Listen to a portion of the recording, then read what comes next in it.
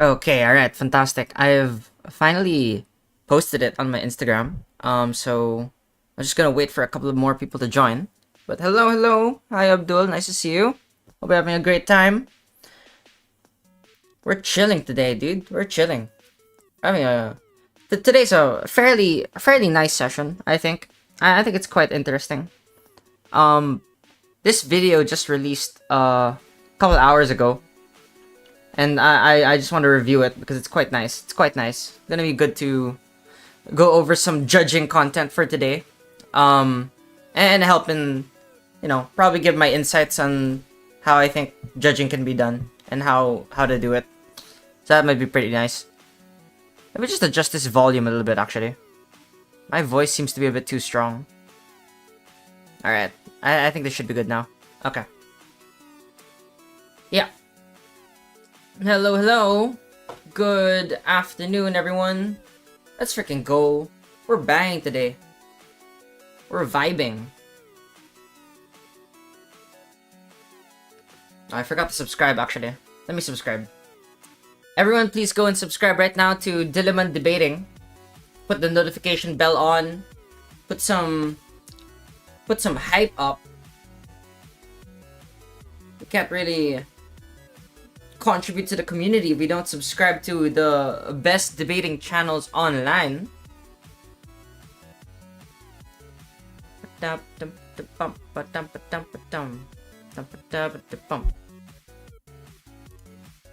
This one in particular is a video with my thumbnail on it, so I'm gonna show this for a moment because I look so good, by the way, in this thumbnail, and I love it. I love it. It looks really good. Look at that lighting. Look at that lighting in the background. Look at the composition. Look at the smile. That's insane. If you're in front of a judge that's like really mad and like visibly looks like they don't like you at all, then why would you ever score that judge well if that judge looks like they hate you? And then, like, if you were a judge in that position, why would you think that you'd expect or you're deserving of anything, right? That's insane. That's insane. I think you gotta be kind. Usually a lot of judges, they go in and they're just gonna be like, "Oh, you're terrible. You gave a terrible speech, the worst speech you've ever given," and then they go like, "Oh, absolutely insane," and all of that. Hello, hello, Rabaya. Hi, Alex. Nice to see you. Nice to see you. Fantastic. Love it. No, actually, this tournament, Diliman per UADC, it's like one of the only tournaments where I decided to just turn on my camera because I was confident in myself and I kind of liked how I looked. And I was like, damn, I look pretty good today. So I was like, yeah, I look like the guy from Blue's Clues. What's his name? Not the Blue's Clues, the new one, the Filipino one, the new actor. He's so good. He's so good. Except like his hair is more beautiful than mine, but like I think I look phenomenal. Anyways, let's go back. Let's go back here. Let's go back here, squad. So, what are we doing for today? What are we doing for today? What is the focus and priority of this particular stream? For today, actually, let me just put down the music. For today, my priority is to talk a little bit, just very briefly, about judging and what I think is quite important in the concept of judging, right? I was reflecting yesterday on the concept of having parallel responses, right? If you're responding to another team, you don't just respond by repeating the argument or throwing it back, right? You can do that sometimes, but it's not always effective. It's necessary to do what I call the intermezzo step, the intermediary step of filtering the argument and then being like, oh, their argument was this, and then you say what their consequence was, like, oh, they will increase votes, and then you're like, oh, what is the underlying mechanism and assumption behind this argument? And then you go like, let me respond to that. That's quite important, no? Like, you have to do this intermediary step before you respond to the argument, because like you can't slice a cake. You can't eat the cake without slicing it first, because if you eat the entire cake, then the judge and everyone else will be like, what are you doing? You can't eat the entire cake on its own, because that's too much. It's quite tiring, quite exhausting actually. Hello Umar, nice to see you. Hello Maybell, hope you're having a great day. As always, fantastic. We love it. Having a great time. let me go back to my point. So right. What I've said so far is that you have to do a parallel. You do some parallel responding. You if you have a response that you want to say, you have to make that respond, or you have to transform the argument of the other team into a response that is digestible and something that you could respond to. So instead of like the entire meat of all of the argument with all of its 18 million structural reasons, you go in like, oh, it all boils down into these few components, and let me respond to these few components, and then we'll break it down from there. And then you're like, oh, for the judge, it's much easier. For you, it's much easier. And it also makes it clear for everyone in the debate as well, so that the communication is much better. And of course, if you're not misrepresenting each other, then it's much better for everyone. Right? So let me go back. Let me go back. The reason why I bring that up, is because I think in this particular debate, in this debate that I watched, let's go into it. Let's go check the motion. The motion was, this house would proportionately subsidize scholarship and funded university courses according to the employability of their graduates. I was thinking about this debate yesterday, and reflecting about like what were the underlying reasons that I was not able to communicate into the actual OA for why why I thought a certain team won over another, right? Because I just it was quite clear to me. I understood it. I understood it in my head. But I wanted to transform it into a teaching moment, right? Like, what does this mean? And both teams were absolutely exceptional, by the way. Like, they were very, very clear explanation of what I thought was the intuitive, very, very advanced versions of the basic cases of both sides. So Gov goes in, and they say that, oh, of course, it is necessary and important for us to repair socioeconomic inequalities through the process of having universities aid in social mobility by empowering students to get into these courses in the first place. Like all of this stuff on engineering, CS degrees, and all of that, right? Fantastic. And of course, they explain this with respect to the initial comparative, the superficial comparative of against humanities and arts courses, because they say that arts and all of these other courses are, they're inequality inducing. They also dissuade future funders from also investing in these universities, and that in itself is why government intervention is necessary, so that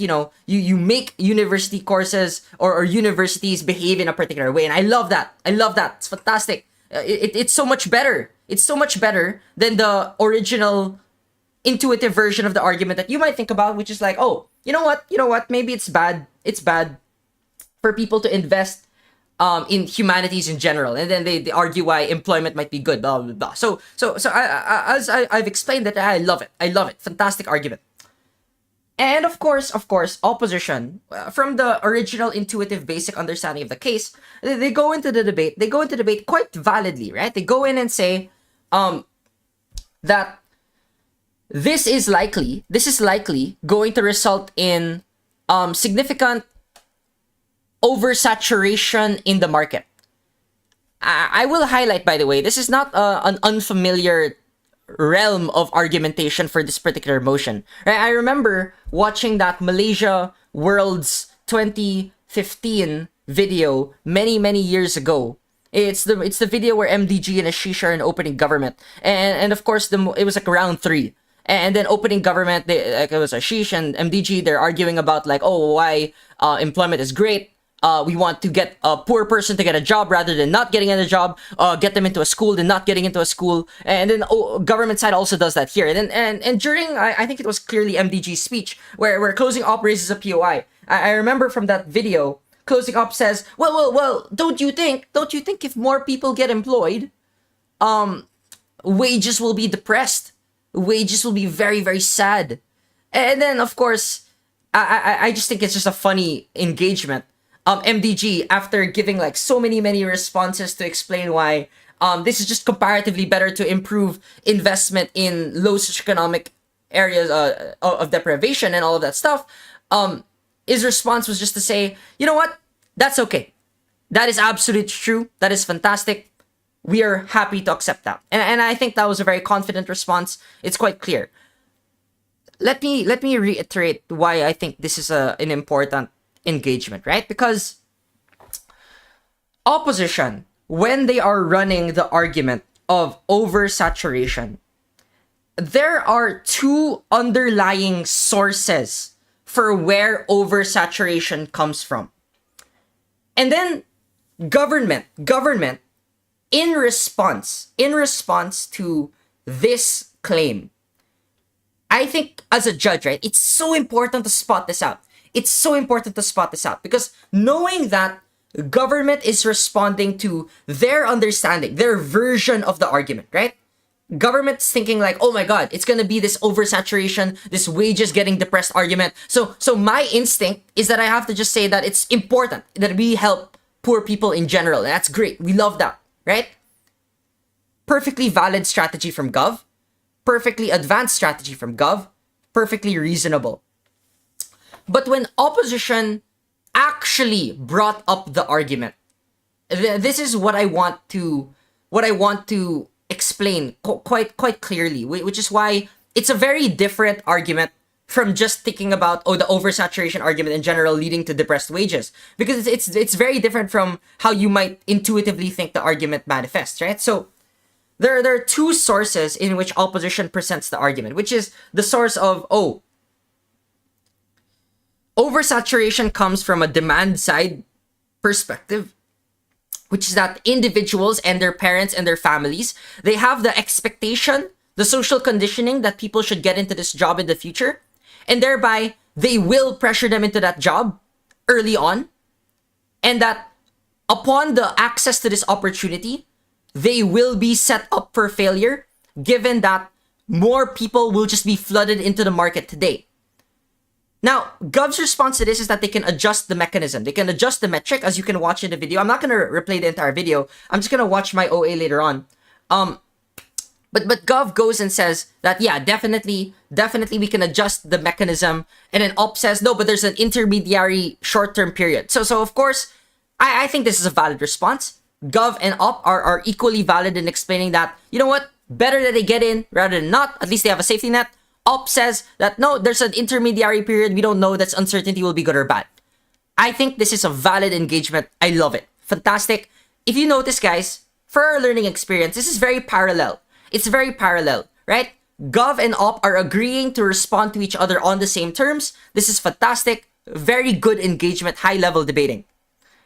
But there's another underlying mechanism to the process of oversaturation that I thought quite made it clear that Gov did not adequately exhaust resources to respond to this particular point, which is that oversaturation also comes from a university administrator perspective, that they have an incentive in the process of competing for more funding and inflating graduate employment metrics. They will create a more employment-focused course and curricula and put them into short-term jobs like internship and on-the-job training mechanisms, and also simultaneously lead to like them being more willing to accept more of these graduates, even if it might not necessarily mean an adequate proportional improvement with all of the institutional infrastructure or the curriculum-based learning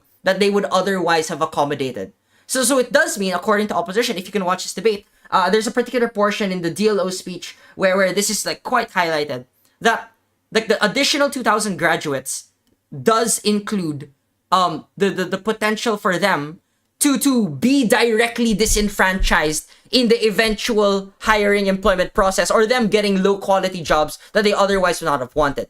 Now, of course, I don't think this is an invulnerable argument. This is a fantastic argument that Op can still be destroyed for, right? Government only has to explain why this is just better than nothing. And also the explanation that, you know, why is a job important? Why is getting a job or getting one foot in the door important at all? Now this is a very, very big ask for government. Because if you initially enter the debate and then you're like, oh my God, it's just another debate of humanities versus sciences, you would never get this intuition, by the way. You would never get this intuition. But you would only get this intuition if you understood that the oversaturation argument of Op is not only demand-sided, it is also induced by the way in which you change incentives of university administrators as well. So as a judge, right? As a judge, I'm looking at this debate and I'm like, oh my lord, right? I need to communicate this properly. This is my understanding of the debate. I wanted to communicate this well. I needed to explain this in 8 minutes, like 8-minute OA, right? And of course, there are a variety of reasons Gov gives as to why this might be great and all of that stuff. And of course, I haven't even touched upon the principled engagement of the debate, which is the implicit principled engagement, which is that Gov says, oh, there's public interest, taxpayer money, government money should be used for government engineer projects and all of that. And then opposition's implicit principle in their case is that, you know what, we shouldn't screw over poor people and we shouldn't set them up for failure by scamming them into college and all of that stuff and all of the stuff that the opportunity costs that come along with it. And of course, as a judge, I'm like, oh my lord, I know that this implicit principle does engage with the entire oversaturation engagement that they had from the very beginning. So I'm like, okay. I have to communicate this. I have to communicate this properly. And that is why I thought this is quite a challenging OA that you'd eventually get into, right? So of course, I think it's quite nice opportunity to go and evaluate it from that perspective. Because wrapping up my brief lecture here on what it means to have a parallel response, right? A parallel response. Like you respond to a premise with a premise, or disengaging with the premise. You respond to a process with the process and disengaging with that process. And you respond to a consequence by also, unpacking all of the underlying mechanisms within this outcome and consequence as well. Or you respond to the consequence at its full direct, right? You know, right? I definitely know that this is quite important. I love it, right? So, in terms of wrapping up this particular discussion, I do think that this is an effort both teams and judges should be very, very disciplined in understanding, right? When you are a team, what does this mean? It means that when you're responding to an argument, you have to understand that there are multiple potential pathways that team is attempting to reach the same conclusion. And that is why sometimes those underlying mechanisms can mean vastly different arguments and implications for the case.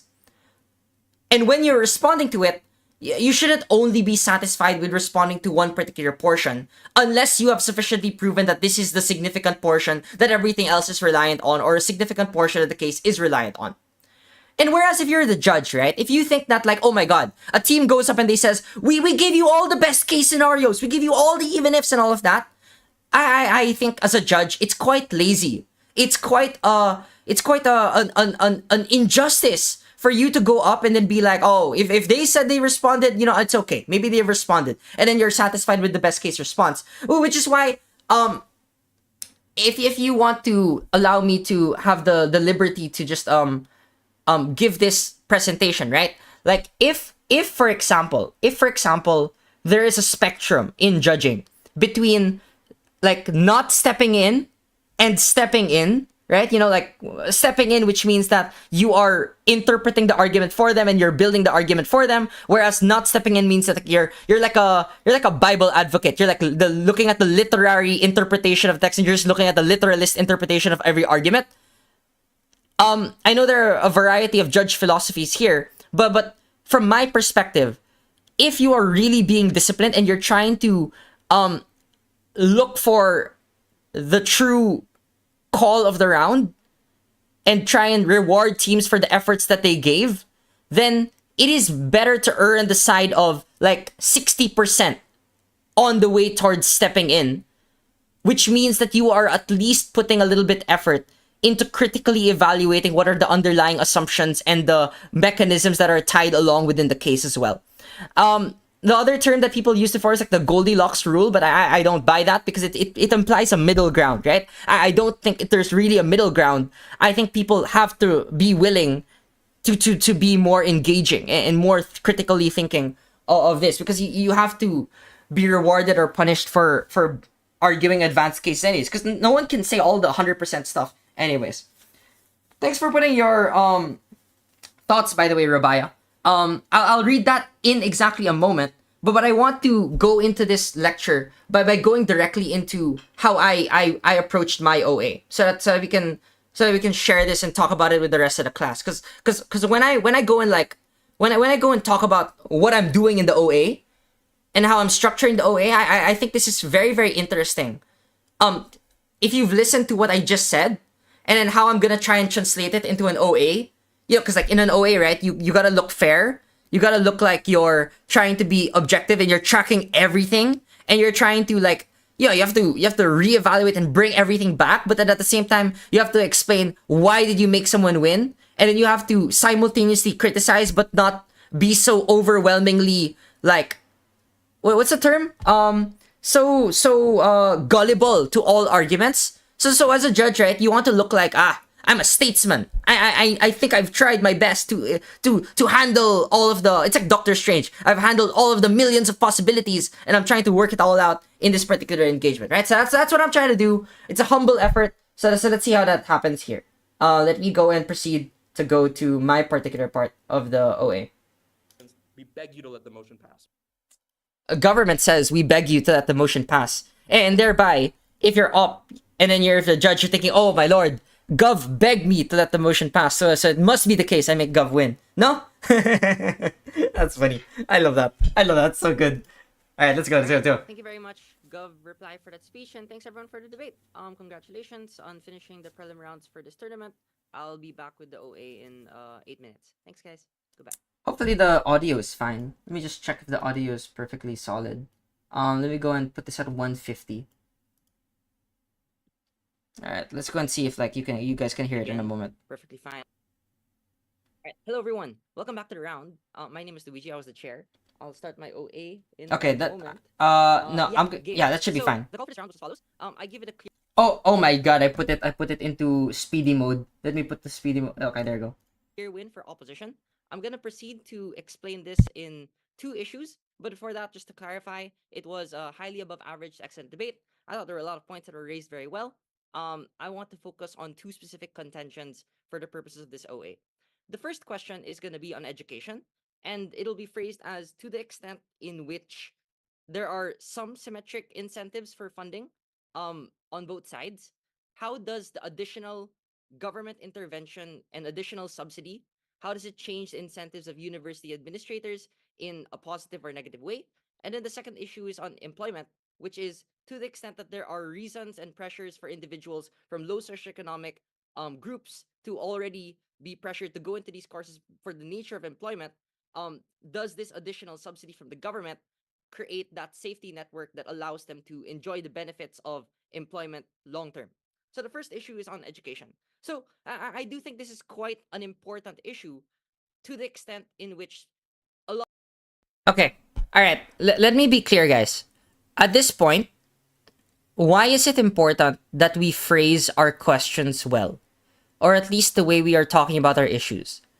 I know there are some judges that might just go in and say, oh, I'm gonna structure my OA into 3 parts. I'll talk about the principle, I'll talk about the employment issue, I'll talk about the funding issue. I think that might be helpful if you're gonna eventually explain it.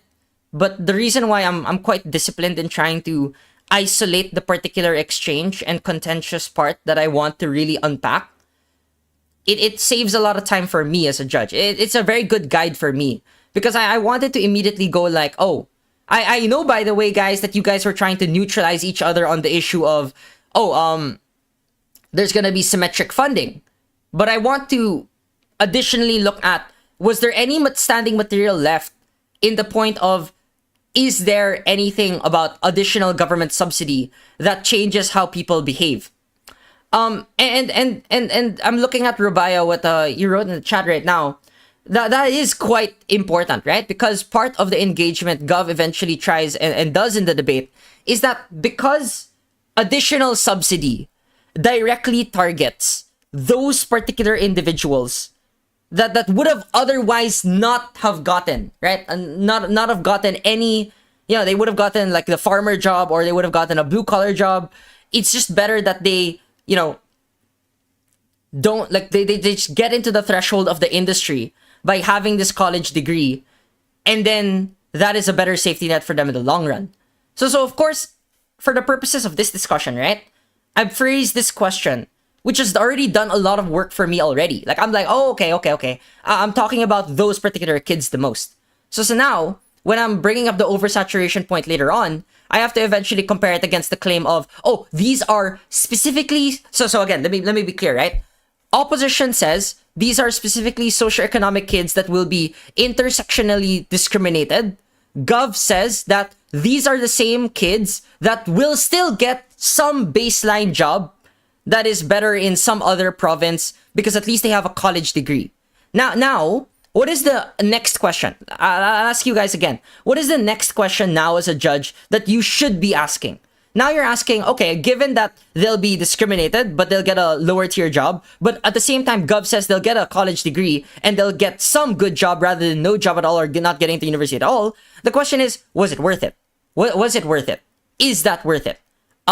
Is it worth it? Everything that you talk about and every part of the mechanism and how college would manifest and the education would manifest.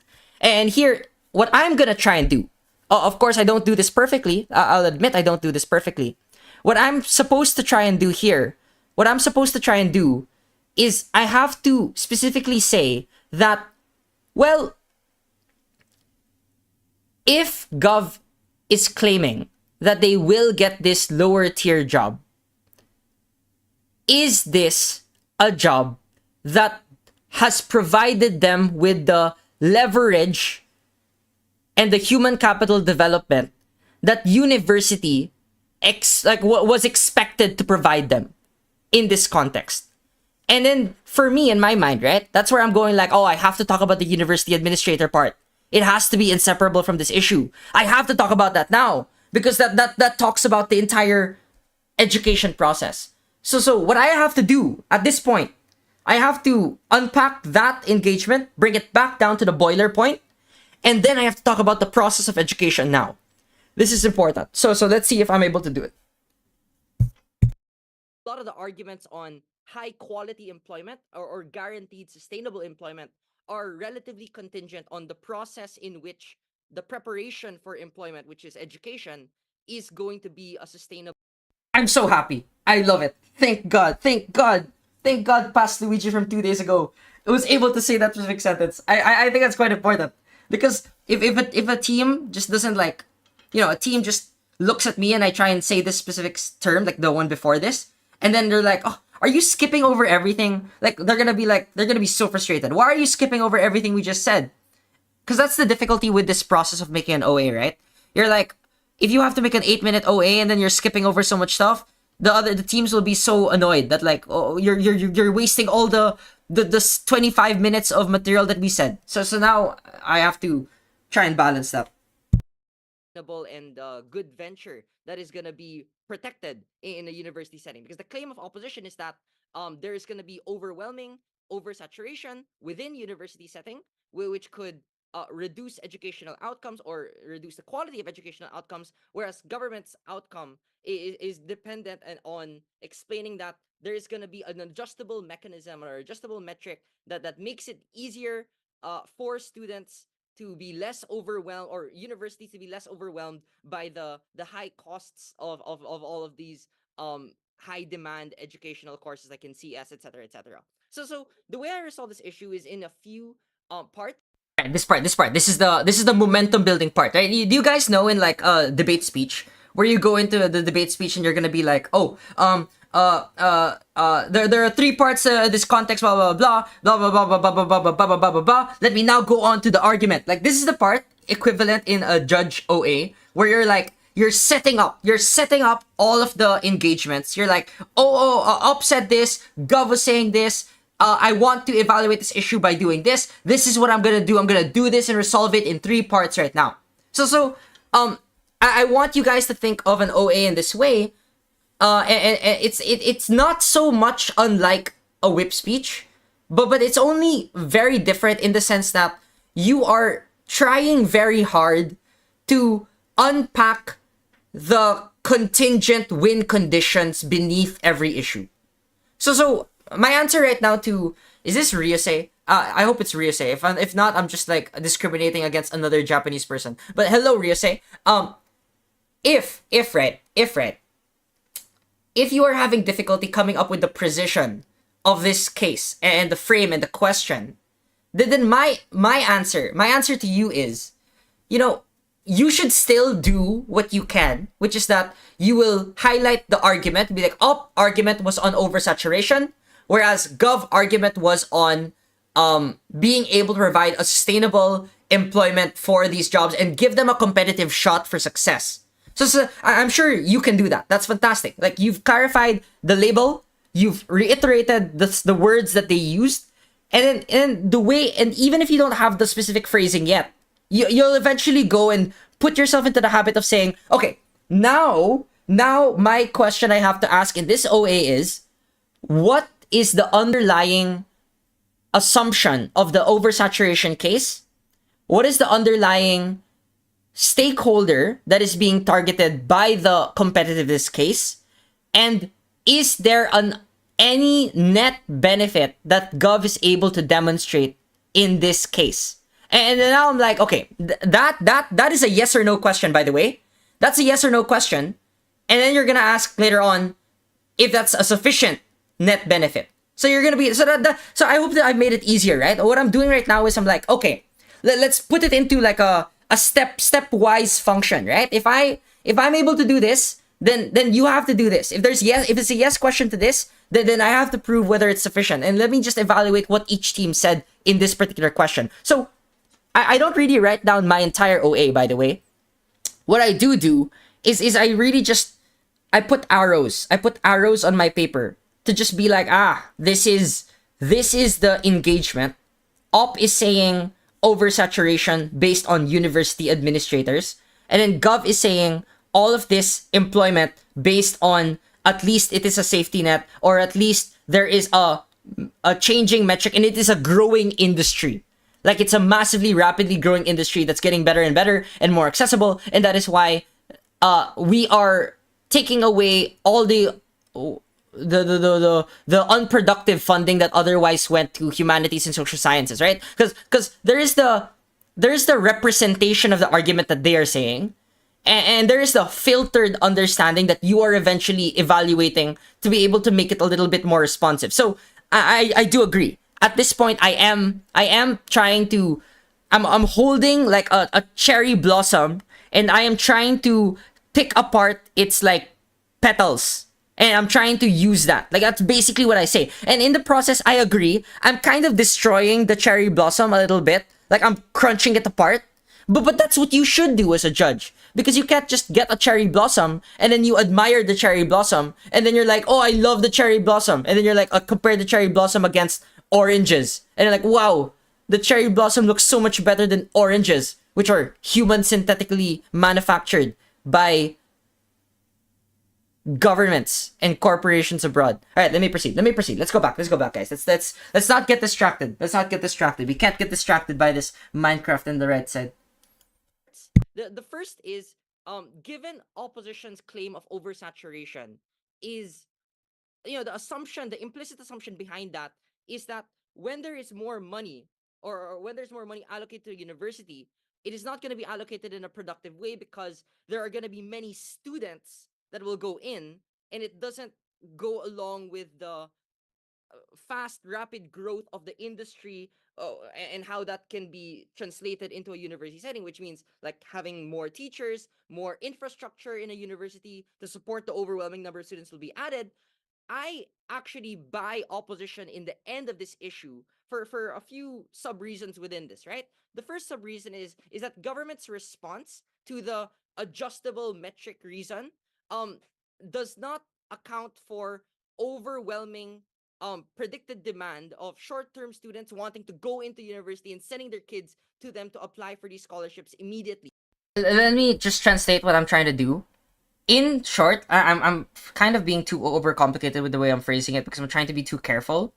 In short, what I'm saying is, OP explains that universities will not do this well. They will not adopt this well.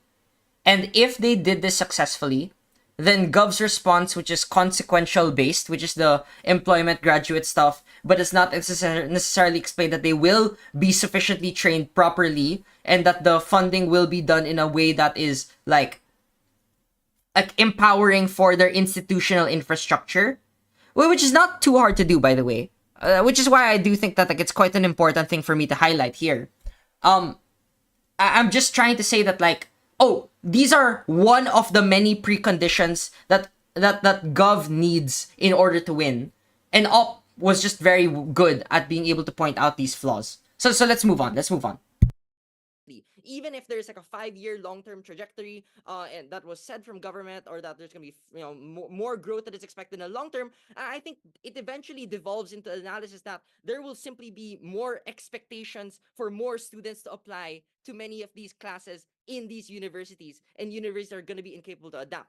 But the second reason is also related to another response government gives in response to UP. Government's response eventually to the POI is that um, it is the case that compared to other courses like in arts or the humanities, the students that would otherwise not gone into college are the ones that are being targeted by this policy. And I do think that this particular response does buy into opposition's claim, which is that once these are the students that are conditioned to go into university, they are essentially going to be scammed, because those are the students that are likely to be the first to be deprioritized in the process of patronage, the process of discrimination, or the process of also being competitively to the race of the bottom against. Okay, so I want to point out, this is the part. This is like we're approaching the critical part. This is the critical part, right? I'm already summarizing all of these engage. I hope you guys understand, right? What I'm trying to do is I'm juggling so many engagements at the same time. This is very, very difficult to do. I'll be honest.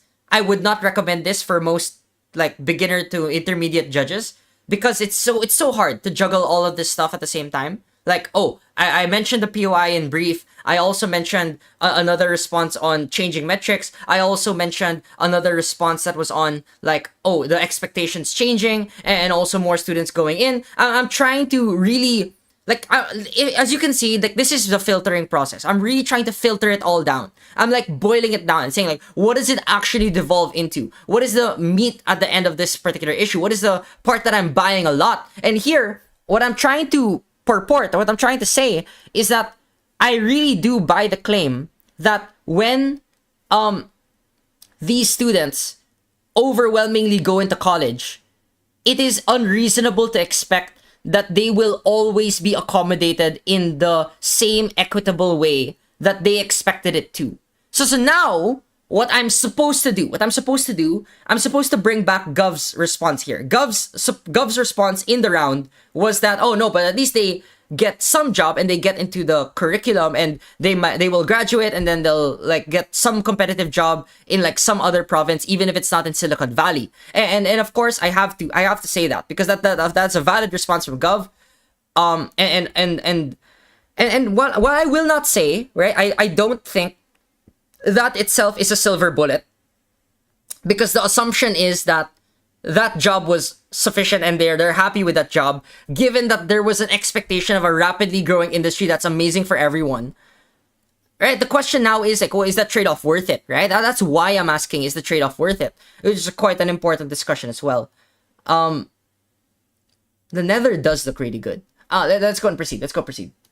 Other students in their same cohort. So I think it is quite clear that there are internal inequalities that are induced by an additional subsidy by the government, by virtue of their policy directly targeting those low socioeconomic individuals that would have otherwise not have taken this additional brunt of the harm of getting in the process of this education, and eventually not being able to, or not always likely getting the best prospect of a high quality job in the future. So which leads me on to the second issue, right? And I want to first flag this issue by saying that there was a contribution provided by the Gov reply, which I would have wanted to credit, but unfortunately I have to explicitly say for the OA that I cannot credit, which is the response, which is that we provide them with technical expertise and we can get them in their first job for the first time. We give them with the on-the-job training, and this is going to allow us to get them that employment in the future. All right. Anyways, in my perspective at this point, like when I heard this at Gov reply, like in my mind I was like, oh my god, did I not hear this in the actual Gov case? Like I was like aghast at myself. I was like frustrated at myself. I was like, am I just dumb? Like, did I not hear it at all? Like, I thought my tracking was completely like messed up at that point. But of course, if that's my tracking's fault, then that's my tracking's fault. But in my perspective, it was just so clear to me that like this is a response that could have, like, I mean, they might have said it in bits and parts in like their own cases, but when you consolidate it into like one sentence in that way, like you just say, we get them into their first job, having a first job matters because of XYZ. And then they go like, oh, this is what it means to train yourself, get better and better and better because now you're in the industry rather than not. And I'm like, okay, like in my mind, that's so high potential, right? But I know that I can't, like, at this point, this is my hard boundary. My hard boundary is that like, if it's so, like, if I can, if in my mind, if I can passionately defend like a team and then make an argument out of it and like be so like insane at doing it, because I know that there's a momentum point, like a critical momentum shifting point where I can make Gov win because of that response.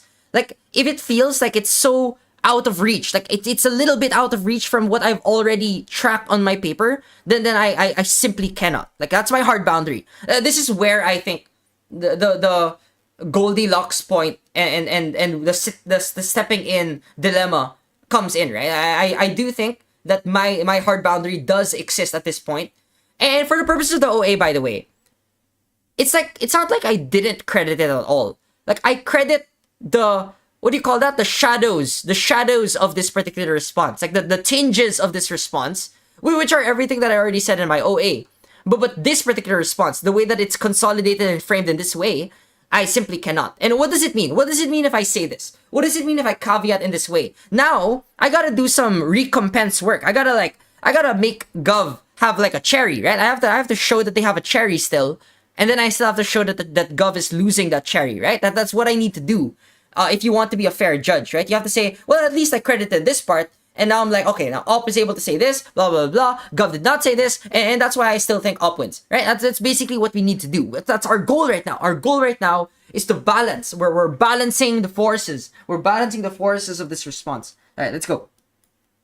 In response to this, opposition's preemptive claims from the very beginning from LO, one was that universities, in the preparation for employment, like getting into the employment process, will massively reduce the quality of their education in order to accommodate for competing for higher funding to inflate employment metrics within their university, which includes massively cutting off other courses, focusing on like internships and on the job training for many of their students in this setting, which otherwise does not necessarily improve the critical thinking or the way in which they would get the theory within their university, which is a claim I would still appreciate, to the extent that they say that having many students overwhelming a few teachers means that you are offloading a lot of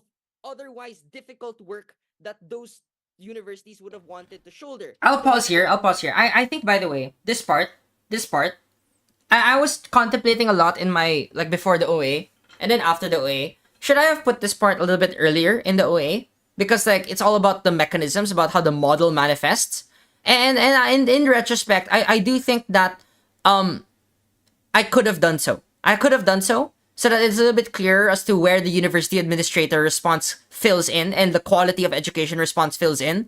Because as a judge, right, you're like, oh, do I go in for the easy hanging fruits, like the low hanging fruits, or do I go in for like the insane difficult parts of the case? Because like this is a low hanging fruit of Op, right? Low hanging fruit is that, oh, they have bad quality education, and then Gov's response was kind of like reasonable, right? Which is that, of course, they're not gonna be dumb in doing it, right? They're not gonna do like CV courses only, but there's a deeper part of the case which is still unresponded to, which is that like they will offload a lot of this work to other corporations in the process, and that people will only be prepared for getting into this first job, even if it might not necessarily improve the other holistic grounds of improving university education, which of course I agree Op doesn't necessarily explain as well, which is why I think it's a low-hanging fruit. This is like, it's not like an amazing issue, but it's still sufficiently important as it is related to the mechanism of university administrator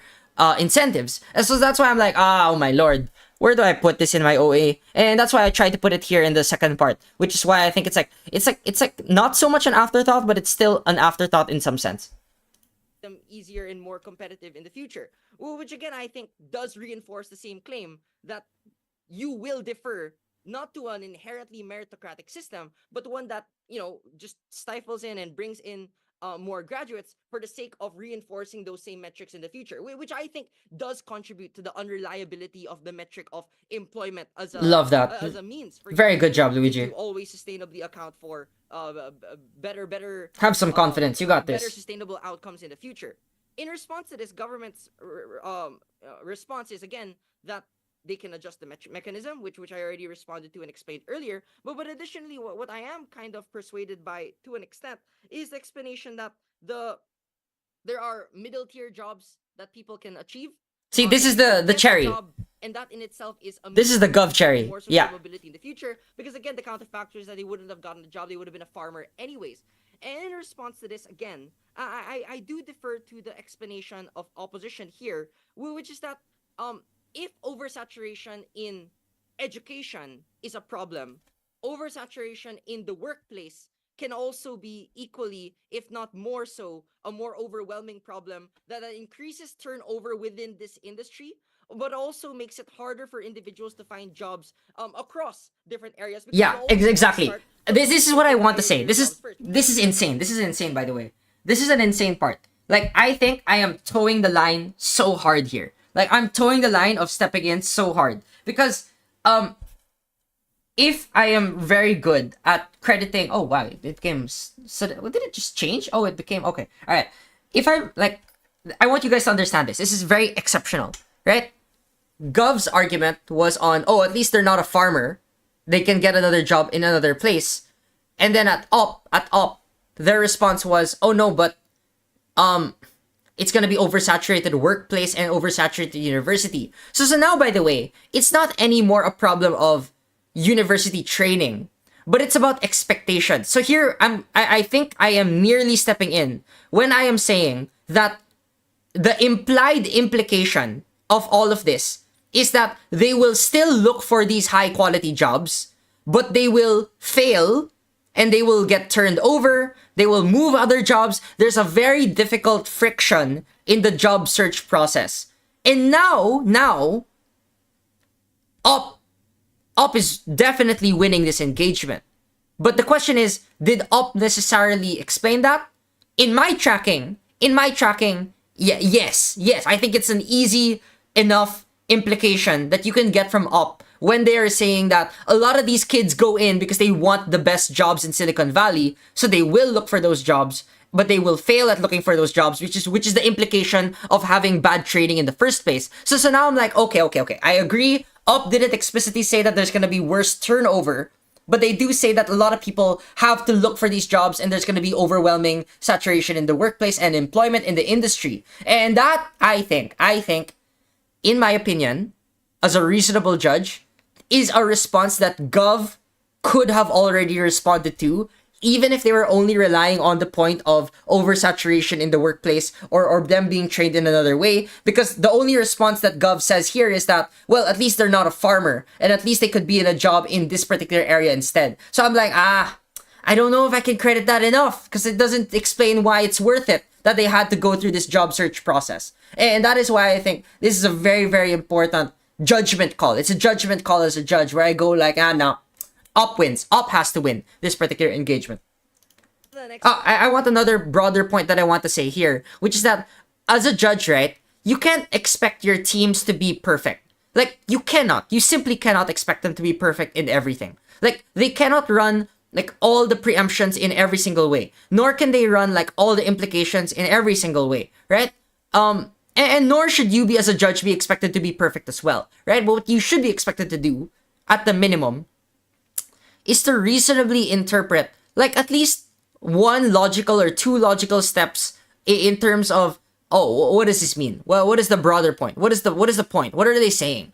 And then you're like, okay, let me do the hard work. That's where the critical thinking begins. And then you move on there as a judge. explanation, Gov side did concede too. So given that there is fallout in the workplace industry as well, that they will eventually have to like go through that friction. Is there necessarily a safety net that is meaningful, or is the extent of that safety net meaningful enough that it is worth all of those years of training or low quality training for getting into this Yeah, job to that's inflict a insane. metric for others, which would have never been necessary if this additional government subsidy Yeah, existed. very good. Very And on good that job. response, I do think opposition gives many reasons to explain that these are individuals that could have otherwise found a middle tier job in other courses that were already massively and preemptively taken away from university settings from the beginning. All right, that's pretty much it. Hopefully that explains the most contentious parts of the debate. If you have any questions, you can message me. If you want to, Okay, that's fantastic. Thanks, guys. That's pretty much all I wanted to say. Let's wrap up. Let's wrap up our brief lecture and discussion for today. Since we're already reaching time. I do think judging is quite difficult. It's very difficult to like, track like all these millions of things all at once, and it's even harder to make an OA. Like it's hard enough to get the right call, but it's harder to like get, like to communicate it in a way that is like charitable but also critical enough. Like you have to be charitable, but you have to be critical, and that's a very difficult balance to strike. Unless you've done many rounds, and unless you've judged many rounds, and you're getting the sense of like, oh, have they said it? If they didn't say it, how much should I credit? And what is the extent to which the implication should be extended to other responses in the debate? And that is in my opinion, in this lecture, what I've demonstrated is that it's usually better to err on the side of interpretability, even if you might sometimes be accused of like stepping in. But that is why it's better than just being like you're a dumb robot. Like you're just like a robot that's just taking in and getting transcribed information, and then you're just like, oh, I have to like input output, and then like here's the call and I'm done. Right? That's not a reasonable expectation for a judge, because it's a human interacted sport. Like we're all interacting with each other. We're all trying to interpret what we're saying, and it all relies on the way we communicate to ourselves and to everyone else. Which is why there's a burden on both the judge and on the debaters to try and make this very worthwhile and very like cohesive enough. Oh my god, we are reaching sunset. This is sunset, right? Yeah, this should be sunset. Oh no, is that sunrise or sunset? That looks so good. Yeah. But anyways, if you guys have any questions, you can send them. But yeah, I'm chilling right now. Thanks so much. Thanks for those that tuned in. For those that are watching the VOD, yeah, please subscribe to Dillaman Debating. I'll also take a moment to highlight, if you guys are also if you guys are also following my tournaments as well, there's another tournament that I'm joining soon. It's after UADC directly. Please encourage your institutions to also try and to join this tournament. It's called CIS BP Summer Open. It's on Instagram. It's by the CIS Debate Society. These are a bunch of high school kids from Hong Kong that are running a non-profit. It's a fundraiser tournament for charity, for a school in Rwanda, for education in Rwanda. So please join this tournament. It's quite a nice tournament. Encourage your friends. Please spread it around to those that are also present. That'll be pretty nice. I'd really appreciate it if you also try to spread the word to your own respective communities. I'd really love that if you could also do that too. All right, that's pretty much it, guys. Subscribe. Go to my newsletter as well. That'll be pretty awesome. Thanks, guys. Have a great day and goodbye. See you. Let me just play the music. Let's play the music while we're going away.